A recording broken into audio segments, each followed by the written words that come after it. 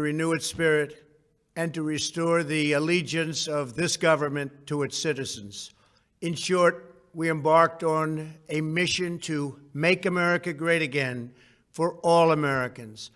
As I conclude my term as the 45th President of the United States, I stand before you truly proud of what we have achieved together. We did what we came here to do, and so much more. This week, we inaugurate a new administration and pray for its success in keeping America safe and prosperous. We extend our best wishes, and we also want them to have luck, a very important word. I'd like to begin by thanking just a few of the amazing people who made our remarkable journey possible.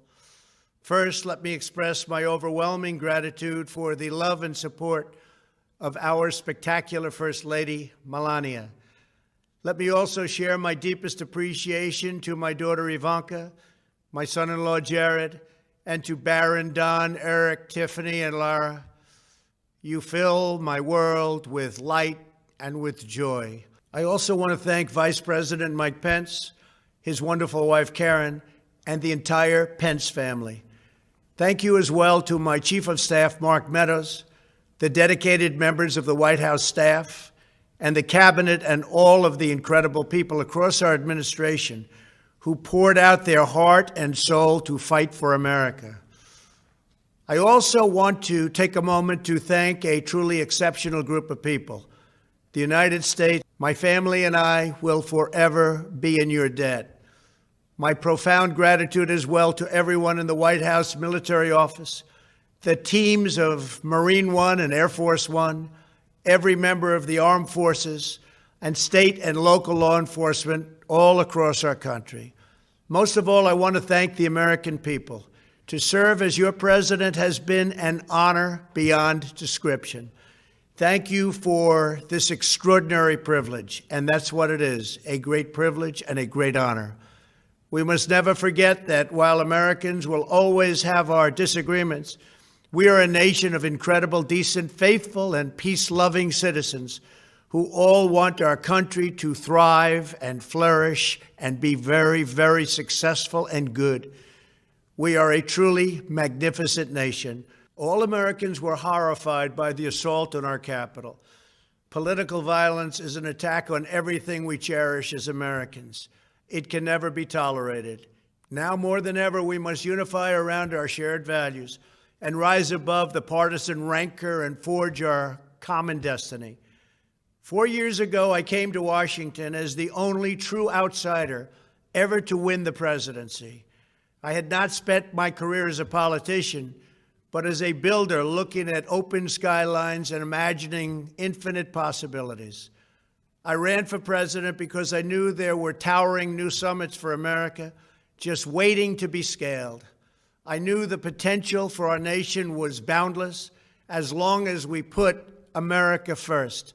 So I left behind my former life and stepped into a very difficult arena, but an arena nevertheless with all sorts of potential if properly done. America had given me so much, and I wanted to give something back. Together with millions of hardworking patriots across this land, we built the greatest political movement in the history of our country. We also built the greatest economy in the history of the world. It was about America first because we all wanted to make America great again. We restored the principle that a nation exists to serve its citizens. Our agenda was not about right or left. It wasn't about Republican or Democrat, but about the good of a nation, and that means the whole nation. With the support and prayers of the American people, we achieved more than anyone thought possible. Nobody thought we could even come close.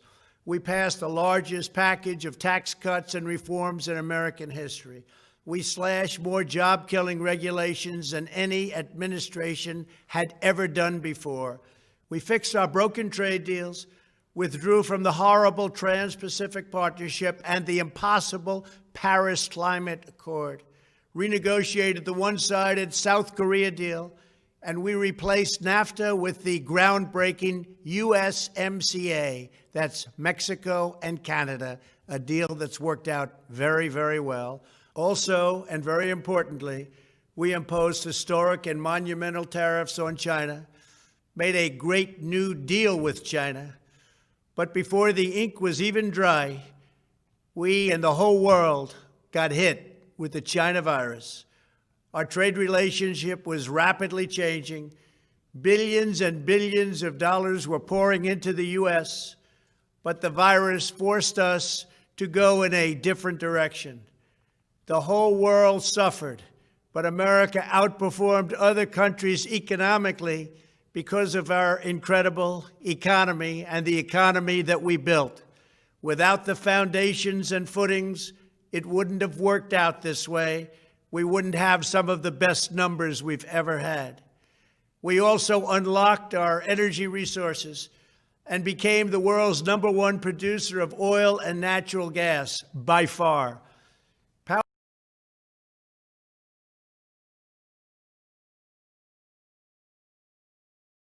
Powered by these policies, we built the greatest economy in the history of the world. We reignited America's job creation and achieved record low unemployment for African Americans, Hispanic Americans, Asian Americans, women, almost everyone. Income soared, wages boomed, the American dream was restored, and millions were lifted from poverty in just a few short years. It was a miracle. The stock market set one record after another, with 148 stock market highs during this short period of time, and boosted the retirements and pensions of hardworking citizens all across our nation. 401ks are at a level they've never been at before. We've never seen numbers like we've seen, and that's before the pandemic and after the pandemic. We rebuilt the American manufacturing base, opened up thousands of new factories, and brought back the beautiful phrase, made in the USA. To make life better for working families, we doubled the child tax credit and signed the largest ever expansion of funding for child care and development. We joined with the private sector to secure commitments to train more than 16 million American workers for the jobs of tomorrow. When our nation was hit with the terrible pandemic, we produced not one, but 2 vaccines with record-breaking speed, and more will quickly follow. They said it couldn't be done, but we did it. They called it a medical miracle, and that's what they're calling it right now, a medical miracle. Another administration would have taken 3, 4, 5, maybe even up to 10 years to develop a vaccine. We did it in 9 months. We grieve for every life lost, and we pledge in their memory to wipe out this horrible pandemic once and for all. When the virus took its brutal toll on the world's economy, we launched the fastest economic recovery our country has ever seen. We passed nearly $4 trillion in economic relief, saved or supported over 50 million jobs, and slashed the unemployment rate in half. These are numbers that our country has never seen before. We created choice and transparency in healthcare, stood up to Big Pharma in so many ways, but especially in our effort to get favored nations clauses added, which will give us the lowest prescription drug prices anywhere in the world. We passed VA choice, VA accountability, right to try, and landmark criminal justice reform. We confirmed 3 new justices of the United States Supreme Court. We appointed nearly 300 federal judges to interpret our Constitution as written. For years, the American people pleaded with Washington to finally secure the nation's borders. I am pleased to say we answered that plea and achieved the most secure border in U.S. history. We have given our brave border agents and heroic ICE officers the tools they need to do their jobs better than they have ever done before, and to enforce our laws and keep America safe. We proudly leave the next administration with the strongest and most robust border security measures ever put into place. This includes historic agreements with Mexico, Guatemala, Honduras, and El Salvador, along with more than 450 miles of powerful new wall. We restored American strength at home and American leadership abroad. The world respects us again. Please don't lose that respect. We reclaimed our sovereignty by standing up for America at the United Nations and withdrawing from the one-sided global deals that never served our interest. And NATO countries are now paying hundreds of billions of dollars more than when I arrived just a few years ago. It was very unfair. We were paying the cost for the world. Now the world is helping us. And perhaps most importantly of all, with nearly $3 trillion, we fully rebuilt the American military, all made in the USA. We launched the first new branch of the United States Armed Forces in 75 years, the Space Force. And last spring, I stood at Kennedy Space Center in Florida and watched as American astronauts returned to space on American rockets for the first time in many, many years. We revitalized our alliances and rallied the nations of the world to stand up to China like never before. We obliterated the ISIS caliphate and ended the wretched life of its founder and leader, al-Baghdadi. We stood up to the oppressive Iranian regime and killed the world's top terrorist, Iranian butcher Qasem Soleimani. We recognized Jerusalem as the capital of Israel and recognized Israeli sovereignty over the Golan Heights. As a result of our bold diplomacy and principled realism, we achieved a series of historic peace deals in the Middle East. Nobody believed it could happen. The Abraham Accords opened the doors to a future of peace and harmony, not violence and bloodshed. It is the dawn of a new Middle East, and we are bringing our soldiers home. I am especially proud to be the first president in decades who has started no new wars. Above all, we have reasserted the sacred idea that in America, the government answers to the people. Our guiding light, our North Star, our unwavering conviction has been that we are here to serve the noble, everyday citizens of America. Our allegiance is not to the special interests, corporations, or global entities. It's to our children, our citizens, and to our nation itself. As president, my top priority, my constant concern, has always been the best interests of American workers and American families. I did not seek the easiest course. By far, it was actually the most difficult. I did not seek the path that would get the least criticism. I took on the tough battles, the hardest fights, the most difficult choices, because that's what you elected me to do. Your needs were my first and last unyielding focus. This, I hope, will be our greatest legacy. Together, we put the American people back in charge of our country. We restored self-government. We restored the idea that in America, no one is forgotten because everyone matters and everyone has a voice. We fought for the principle that every citizen is entitled to equal dignity, equal treatment, and equal rights because we are all made equal by God.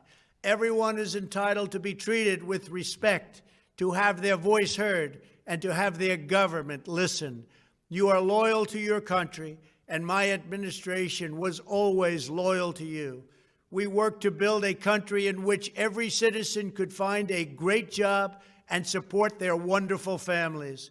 We fought for the communities where every American could be safe and schools where every child could learn.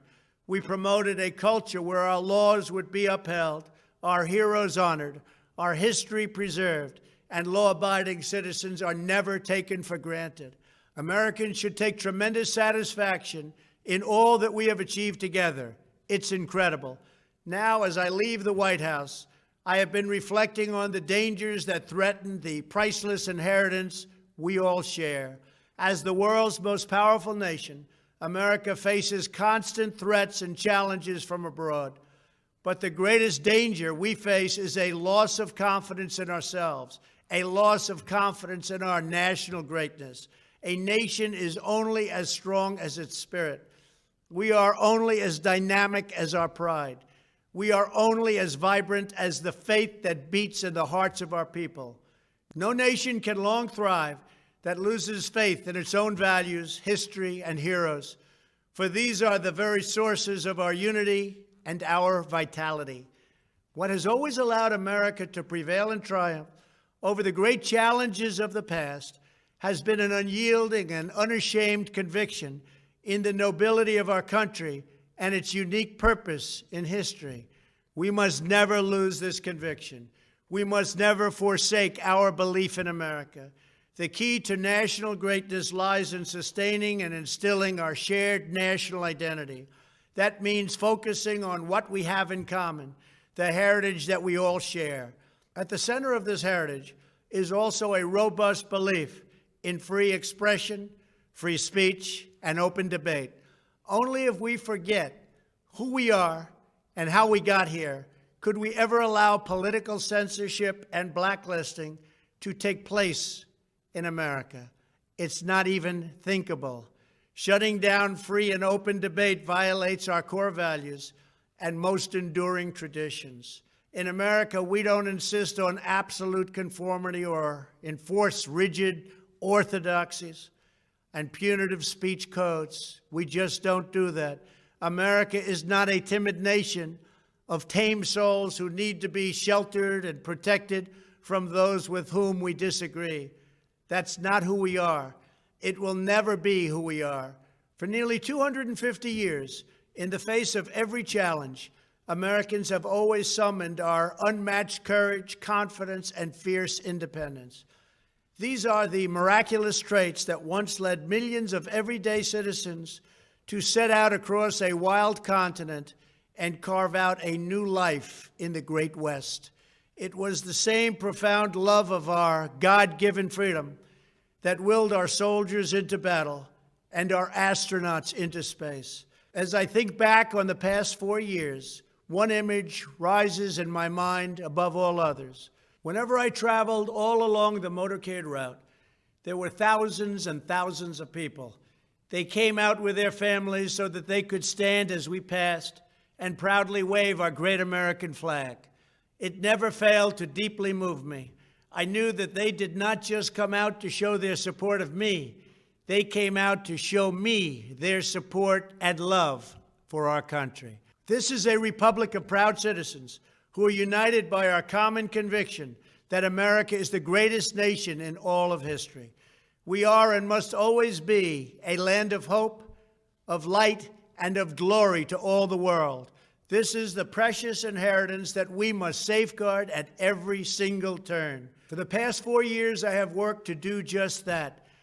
From a great hall of Muslim leaders in Riyadh to a great square of Polish people in Warsaw, from the floor of the Korean Assembly to the podium at the United Nations General Assembly, and from the Forbidden City in Beijing to the shadow of Mount Rushmore, I fought for you, I fought for your family, I fought for our country. Above all, I fought for America and all it stands for, and that is safe, strong, proud, and free. Now, as I prepare to hand power over to a new administration at noon on Wednesday, I want you to know that the movement we started is only just beginning. There's never been anything like it. The belief that a nation must serve its citizens will not dwindle, but instead only grow stronger by the day. As long as the American people hold in their hearts deep and devoted love of country, then there is nothing that this nation cannot achieve. Our communities will flourish. Our people will be prosperous. Our traditions will be cherished. Our faith will be strong. And our future will be brighter than ever before. I go from this majestic place with a loyal and joyful heart, an optimistic spirit, and a supreme confidence that for our country and for our children, the best is yet to come. Thank you and farewell. God bless you. God bless the United States of America.